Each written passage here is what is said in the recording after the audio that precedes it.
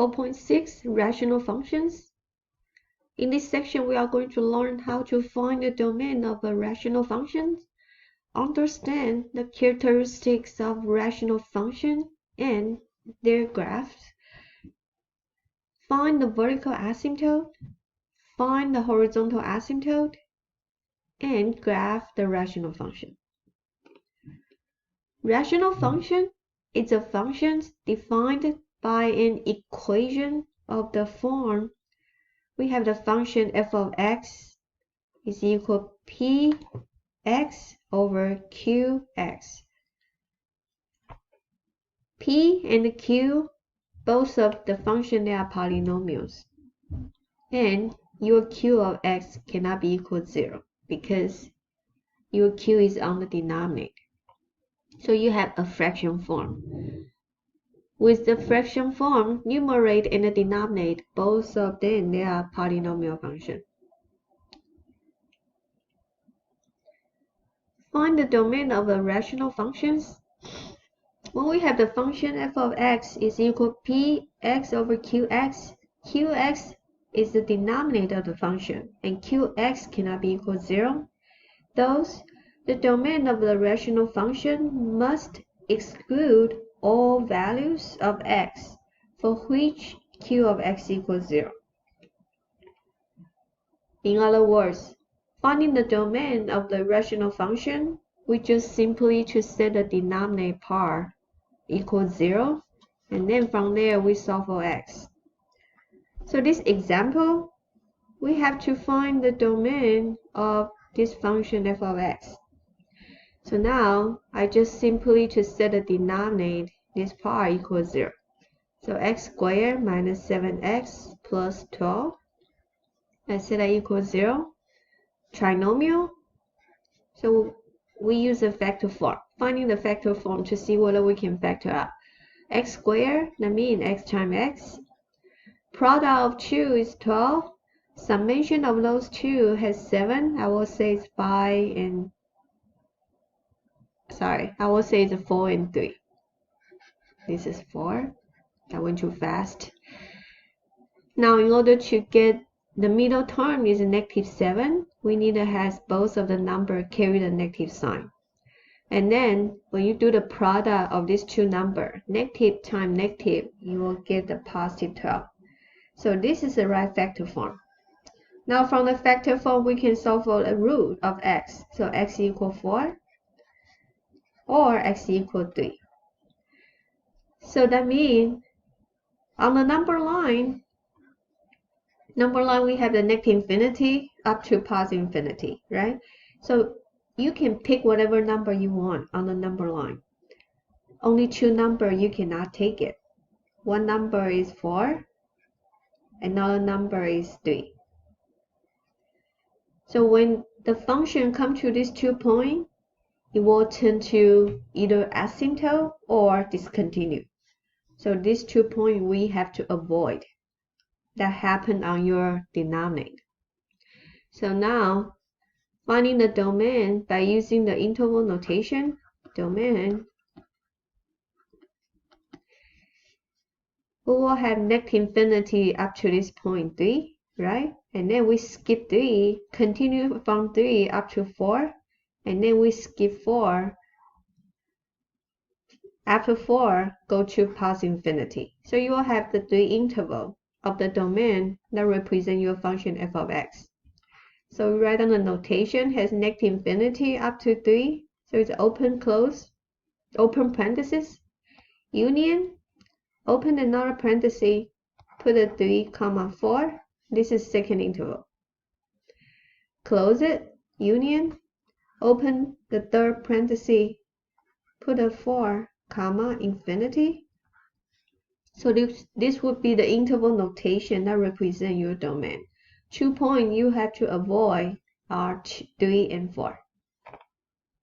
And this is the way you finding the domain. Okay. Understand the characteristic of the rational function. When the graph approaches a line as shown in the figure, we call the line an asymptote. So if you look at this one, there are two different types of the asymptote. The first type of asymptote we call vertical asymptote. Vertical asymptote, we use the x equal a number. A is a number on your x-axis. So you have the vertical asymptote. It's a dashed line.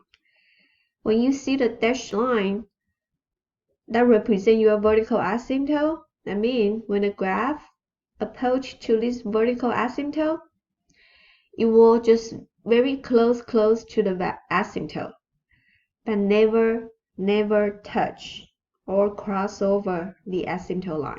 It will just continue to along with the asymptote and going up forever. Okay, because your vertical asymptote is right here, so it will just keep going up.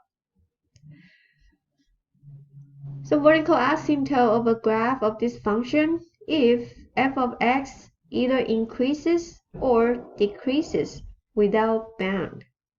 So when x approaches to past infinity, it will keep going up forever. Or another example, the graph, this one, when the graph goes to negative infinity, it will go down negative forever. So this one represents approaches to the negative infinity as x approaches to a from the right. So from the right hand side, when the graph comes to the a, near to the a point, it will go down to negative infinity. When the graph comes from the left hand side, approaches to x equal a, it will tend to the past infinity forever on the y-axis. So vertical asymptote give us the idea the graph never cross the vertical asymptote and never touch the vertical asymptote. Another type of asymptote we call horizontal asymptote. Horizontal asymptote, we use the y to represent it, y equal equation to represent it. The horizontal asymptote of the graph of the function is f of x if f of x approaches to b as x increases or decreases without bound. So this one, if you look at the notation here, f of x approaches to b as x approaches to infinity. As x approaches to negative infinity, that means the end behavior. The horizontal asymptote just gives us the idea, the end behavior. So that means when the graph goes to past infinity, the y will approach to the b value. As x approaches to the negative infinity, y will approach to b value as well. So the horizontal asymptote gives us the idea where is the end behavior, or when the graph towards to past infinity or negative infinity, the y value will close to the horizontal asymptote. And keep in mind, vertical asymptote, the graph never ever cross over it. Horizontal asymptote, sometimes the graph will cross over, and that is the graph can cross over the horizontal asymptote. But the horizontal asymptote just tells us the end behavior, what is the y value it will tend to. The graph of the rational function, this is a parent function of the rational function we call the reciprocal function. So it's a 1 over x. So with the reciprocal function, you will have two pieces of a curve that locate on quadrant 1 and quadrant 3. The parent function of the rational function has the vertical asymptote at x equals 0. It also has the horizontal asymptote at y equals 0. So this is a horizontal asymptote. This is a vertical asymptote. So as here you can see, on the two pieces of curve, they are located on quadrant 1 and quadrant 3 because here has a gap. So they cannot touch each other. Horizontal asymptote, same way, there's a gap at y equals 0. So this is a way they perform the rational parent function. The domain of this one, as here you can see, it will keep going forever, right? Keep going to negative forever. It will keep going to positive forever. Only point we have to avoid is a vertical asymptote x equals 0. So when you represent the domain of this function, we put a negative infinity up to 0. So that's why they have negative infinity comma 0. And then union from 0 go to positive infinity. Same way with the range. When we perform the range, we always look at the lowest side of the y-axis, the lowest y to the highest y. So the lowest y here, you have negative infinity up to 0. Then union from 0 go to positive infinity. So that would be the range.